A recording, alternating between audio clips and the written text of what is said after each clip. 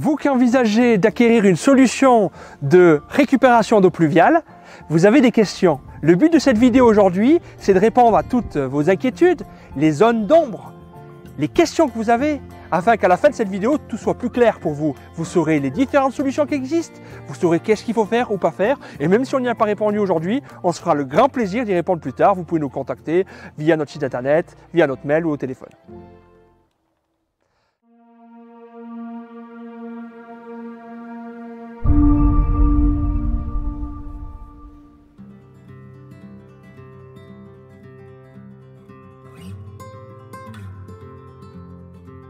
Par rapport à la place que va prendre cette future solution de récupération d'eau pluviale, ça va dépendre de différents critères. Ça dépend si on prend une cuve horizontale ou une cuve verticale ou enterrée. Dans tous les cas, dans le milieu agricole, les cuves aériennes sont préférables pour plusieurs raisons. La première, c'est que ça fait comme un château d'eau. Vous remplissez vos pulvées, vos tonnes à eau, vos bacs à eau beaucoup plus vite. Mais tout dépend de l'emplacement que vous avez et du besoin que vous avez. Dans un premier temps, on commence à calculer le besoin et après on regarde l'emplacement où on peut les mettre. Là, à l'occurrence, cet agriculteur-là a besoin de 75 mètres cubes. On a préféré prendre 3 cuves de 25 mètres cubes qui font 3 mètres de diamètre. Donc tel que vous pouvez le voir, vous avez 9 mètres de long sur 4 mètres de hauteur. Là, on était un peu coincé parce que la hauteur du toit, on était à 4,50 mètres. Si on avait plus de toit, on pouvait mettre des cuves plus hautes ou s'il avait besoin de plus de stockage, on pouvait mettre davantage de cuves. Vous voyez, il y a de la place. Donc nous, on va de 300 litres jusqu'à 100 mètres cubes. Donc on a la solution, il faut juste qu'on voie votre besoin et puis l'emplacement que vous avez et la hauteur des toits qu'il y a.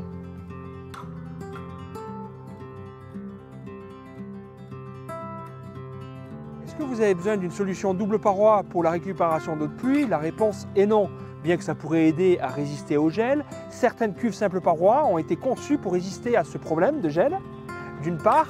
D'autre part, la double paroi est plutôt réservée au stockage à haut risque environnemental, tels que le GNR, l'AdBlue, l'engrais liquide.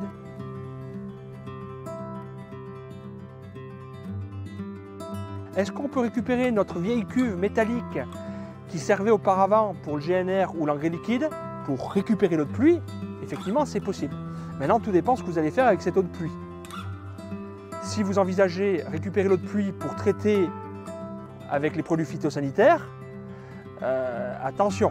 Pourquoi? Parce qu'en fait, quand l'eau elle va rester pendant des semaines, des mois dans la cuve, vous allez charger cette eau en ions ferriques. Et les ions ferriques sont la première cause de dégradation des produits phyto. C'est un peu dommage d'avoir une bonne eau et puis de l'endommager lors du stockage. Deuxième chose, si c'est pour laver le matériel, il est loin d'être agréable d'avoir des traces de rouille sur du matériel récent. Ou encore plus, si c'est pour abreuver les bêtes, attention, parce que les cuves métalliques, souvent anciennes, sont couleur foncée, métalliques, elles vont chauffer l'eau, et en chauffant l'eau, vous allez développer des bactéries dedans. Et même certaines fois des algues. Donc attention à cela. Des fois, il existe une solution, mettre un plastomère épais dans la cuve, mais c'est très dur. C'est pourquoi beaucoup d'agriculteurs préfèrent des cuves nouvelle génération, en polyéthylène, qui permettent, avec une couleur claire, qui permettent de rejeter la chaleur, d'empêcher les UV de pénétrer, donc développer des algues. Et en plus, chez nous, on a développé des cuves avec un agent UV 16, ça veut dire que c'est fait pour durer 16 ans, en plein soleil, 100% du temps, contre le maximum sur le marché à ce jour qu'on trouve, c'est 8 ans généralement.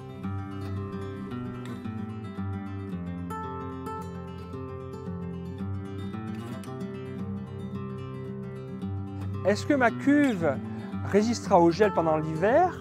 Et est-ce qu'il faut protéger la vanne? Alors, ça va dépendre du type de cuve que vous allez acheter et ça va dépendre de la capacité de remplissage qu'il y aura.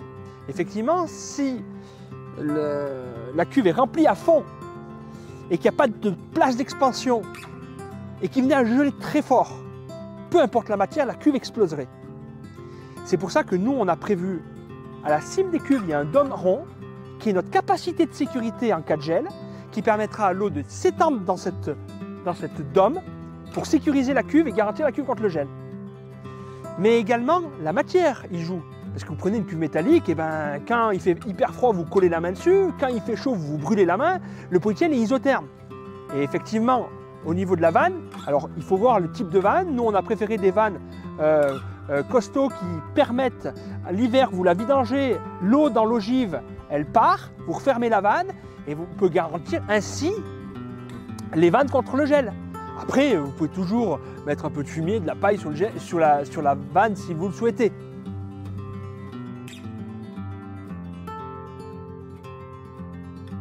Faut-il prévoir un système de filtration pour ma nouvelle cuve de récupération d'eau de pluie?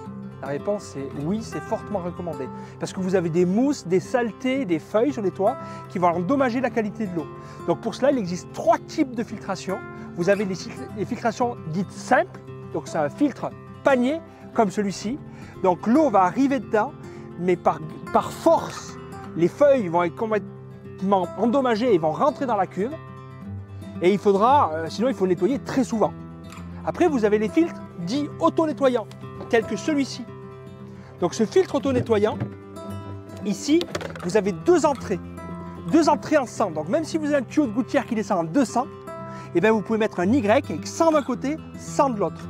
L'eau va rentrer, l'eau propre va aller dessous dans la cuve et l'eau sale, les feuilles, les saletés vont sortir à l'extérieur de la cuve. Donc il est auto-nettoyant grâce à ce fameux filtre à l'intérieur avec la grille en inox, un calibre fin qui fait laisser l'eau rentrer dans la cuve et les feuilles à l'extérieur. Après, vous avez un 3e type de filtration qui est encore un degré au-dessus pour aller encore plus dans le détail et pour avoir une eau qui va être le plus pure possible. Donc là, vous allez avoir 3 paniers.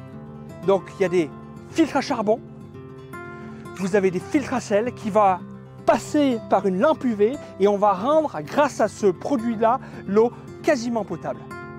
Donc idéal pour abreuver des bêtes par exemple, ou si vous voulez avoir une eau parfaite pour la pulvérisation.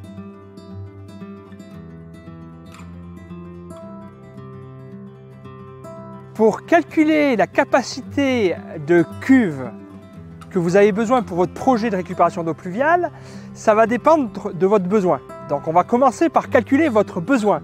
Si votre besoin c'est pour récupérer de l'eau pour pulvériser, ça ne sera pas la même que si c'est pour abreuver des bêtes. Maintenant, commençons par la pulvérisation. Imaginons que vous avez 100 hectares, que vous avez l'habitude de traiter à 100 litres par hectare et que vous faites en moyenne 5 passages. C'est 100 litres fois 100 litres par hectare fois 5 passages, votre besoin est donc de 50 mètres cubes.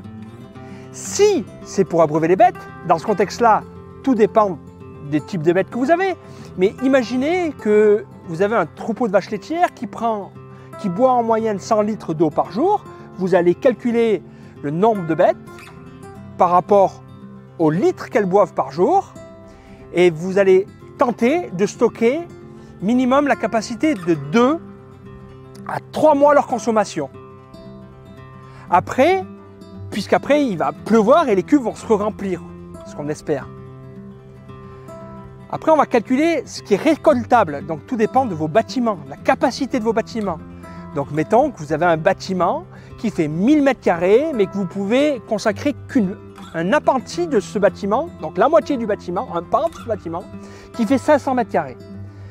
Chez vous, il pleut 500 mm d'eau par an, donc 500 m² fois 500 mm, ça vous donne 250 m³ d'eau récoltable par an. Donc au-delà de votre besoin si c'était pour la pulvérisation. C'est pour ça que vous n'avez pas besoin de stocker l'intégralité, mais une partie. Pour la consommation des bêtes, on a généralement besoin de plus de capacité.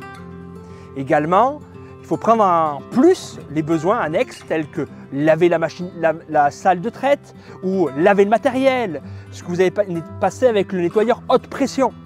Et puis, enfin, vous pouvez aussi récolter toutes les eaux de ruissellement que vous pouvez stocker dans une cuve, mettons, enterrée ou aérienne si vous avez une pente suffisante.